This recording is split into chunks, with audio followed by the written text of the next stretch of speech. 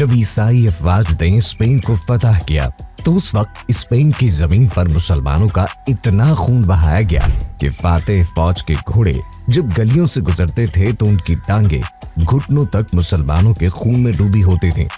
جب قابض افواج کو یقین ہو گیا کہ اب اسپین میں کوئی بھی مسلمان زندہ نہیں بچا ہے تو انہوں نے گرفتار مسلمان فرما رواں کو یہ موقع دیا کہ وہ اپنے خاندان کے ساتھ واپس مراکش چلا جائے جہاں سے اس کے آباء و اجداد آئے تھے۔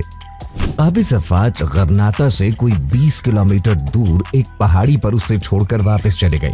عیسائی افواج مسلمان حکمرانوں کو اپنے ملک سے نکال چکی تو حکومتی جاسوس گلی گلی گھومتے رہے کہ کوئی مسلمان نظر آئے تو اسے شہید کر دیا جائے۔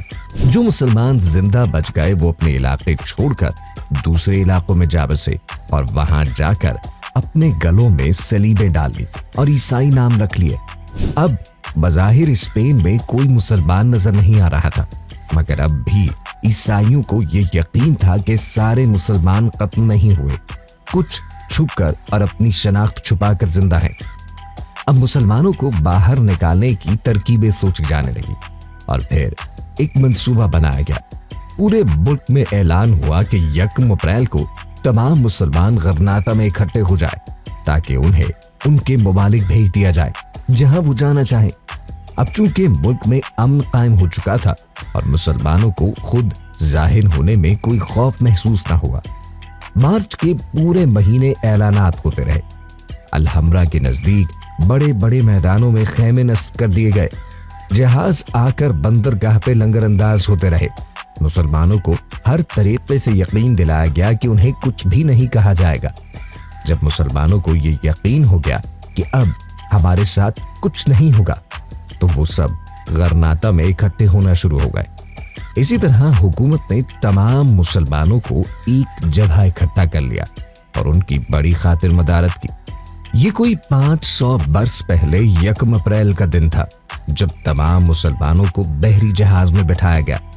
مسلمانوں کو اپنا وطن چھوڑتے ہوئے تکلیف ہو رہی تھی، مگر اطمینان تھا کہ چلو جان تو بچ جائے گی۔ دوسری طرف عیسائی حکمران اپنے محلات میں جشن منانے لگے۔ جرنیلوں نے مسلمانوں کو الوداع کیا اور جہاز وہاں سے چل دیے۔ ان مسلمانوں میں بوڑھے، جوان، خواتین، بچے اور کئی ایک مریض بھی تھے۔ جب جہاز سمندر کے عین وسط میں پہنچے تو منصوبہ بندی کے تحت انہیں گہرے پانی میں ڈبو دیا گیا اور یوں وہ تمام مسلمان سمندر میں ابدی نیند سو گئے۔ اس کے بعد اسپین میں خوب جشن منایا گیا کہ ہم نے کس طرح اپنے دشمنوں کو بیوقوف بنایا۔ پھر یہ دن اسپین کی سرحدوں سے نکل کر پورے یورپ میں فتح کا عظیم دن بن گیا اور اسے انگریزی میں فرسٹ اپریل فول کا نام دے دیا گیا، یعنی 1 اپریل کے بیوقوف۔ آج بھی عیسائی دنیا میں اس دن کی یاد بڑے اہتمام سے منائی جاتی ہے اور لوگوں کو جھوٹ بول کر بیوقوف بنایا جاتا ہے۔